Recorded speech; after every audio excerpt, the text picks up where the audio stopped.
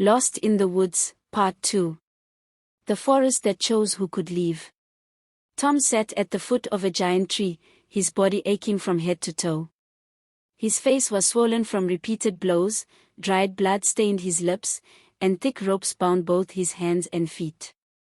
Every movement sent sharp pains through his bruised body. Around him, the 5 police officers slept on the cold forest floor after an exhausting day of searching for the gang of armed robbers they believed was hiding somewhere inside Chiyero Forest. Only one man remained awake. Officer Makoni. With his rifle resting across his knees, he quietly watched Tom. For several minutes he studied the young man without saying a word. Unlike the others, there was something about Tom that made him doubtful. He looked frightened rather than dangerous. Makoni finally broke the silence. "Young man, you're making life difficult for yourself. Just cooperate with us." Tom slowly lifted his bruised face. "I've been cooperating from the beginning." Makoni sighed. "No, you're being stubborn. Look at yourself. Your face is swollen because you refuse to tell us where your gang leader is hiding." Tom's tired eyes filled with disappointment. "I've already told you everything I know." He looked straight into Makoni's eyes. "I came here to draw. I followed a strange white monkey into the forest and lost my way." Makoni shook his head. "You expect trained police officers to believe that? It's the truth. If you're willing to die for a lie, then you're wasting your life." Tom leaned back against the tree. "If you kill me, I'll die speaking the truth." The words hung heavily in the cold night air. Makoni stared at him for a long moment before looking away. Deep inside, doubt had begun growing. At that very moment, several kilometers away, another battle was taking place. Mary Taguta and her neighbor Sheila hurried into the police station wrapped in thin blankets against the freezing night. Mary's eyes were red from crying. She rushed to the inquiry desk. "I've come to report a missing person." The female officer behind the counter looked up calmly. "Good evening. Who is missing?" Mary's voice trembled. "There is nothing good about this evening. My son went to Chiyero Forest this morning to do his art assignment. Up to now he is not back. His phone has been off for hours." The officer picked up a pen. "How old is your son?" 19, Mary answered, tapping her foot on the floor. "What time did he leave?" "Around 10 in the morning." The officer nodded politely. "I'm sorry, mother, but you'll have to come back tomorrow. We can only officially open a missing persons case after 24 hours. Mary stared at her in disbelief. "What did you just say?" "I'm saying you should return tomorrow," the officer answered. She didn't look bothered or seem to care at all. Something inside Mary snapped. "My son is missing. My only child is missing. And you have the audacity to tell to go home, sleep and come back tomorrow." She slammed both hands on the counter. The police officer looked at her, unmoved by her emotions. "We are following procedures, ma'am." "Have you tried calling his friends? Maybe he is hanging out with friends." "I'm his mother. I know my child. He has never stayed out all night without telling me." Tears streamed down her cheeks. "What if someone kidnapped him? What if he's injured somewhere? You're telling me to wait until tomorrow while precious time is being wasted?" Mary's questions fell onto deaf ears. The officer remained silent, and she tapped on the desk with her pen. Mary's voice broke. "If it was your own child, would you wait 24 hours before looking for them?" The entire reception area fell silent. Mary lowered her head and began sobbing. Suddenly, an elderly woman who had been sitting quietly on a wooden bench stood up. She walked slowly toward Mary and gently held her shoulders. "My daughter." Mary looked up through her tears. "I'm sorry for listening to your conversation." The old woman spoke softly. But did you say your son went into Chiyero Forest? Mary nodded. Yes. The woman's expression immediately changed. There are mysteries inside that forest. Mary's heart skipped. What do you mean? The woman lowered her voice. That forest has rules. People who ignore them sometimes disappear. Mary stepped backwards. No. Are you saying I'll never see my son again? The old woman quickly held her hands. No. There is still hope. She reached into her handbag and removed a folded piece of paper. I know someone who understands the forest. She placed it into Mary's trembling hands.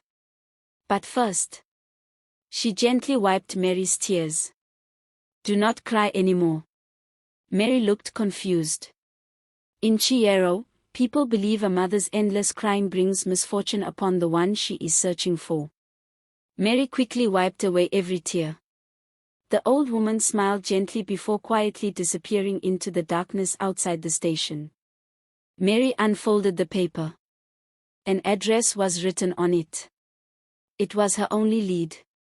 Back inside the forest. Morning finally arrived. Officer Taguta rubbed his sleepy eyes. As he stretched, something caught his attention. A thin stream of smoke rose above the trees in the distance. He immediately woke everyone. I think I saw smoke. Rex frowned. You think? Or you saw?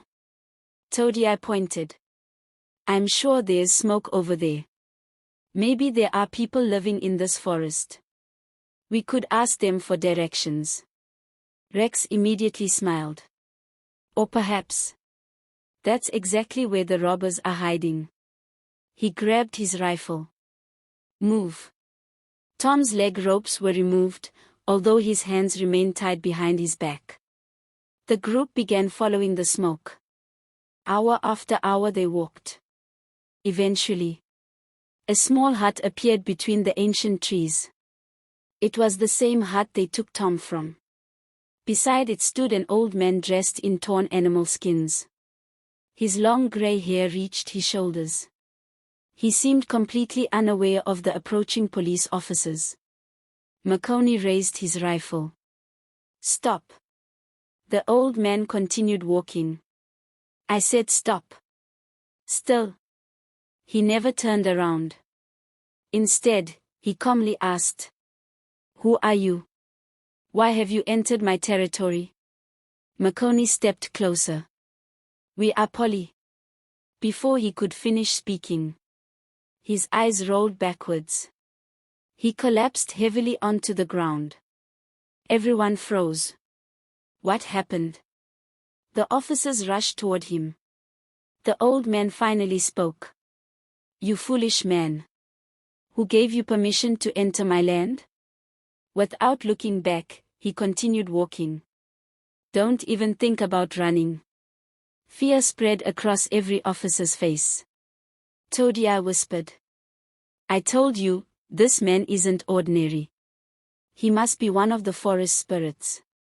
We should ask for his help. Rex refused to believe it. Stop your superstitions. Makoni probably fainted. But even as he spoke, his own voice lacked confidence. For the first time, even Rex was beginning to fear the forest. Meanwhile, Mary returned to the police station after waiting the required 24 hours. This time another officer was on duty.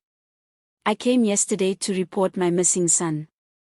The officer looked into his computer. Can I have your case number? Mary stared at him. I don't have one. The officer yesterday refused to open the case. I was told to come back after 24 hours. The officer looked uncomfortable. I'm sorry about that. Mary's voice trembled. My son has now been missing for more than a full day. Please, help me. Back inside the mysterious forest. The police officers left Makoni still unconscious and walked into the forest. They searched all day, but found nothing.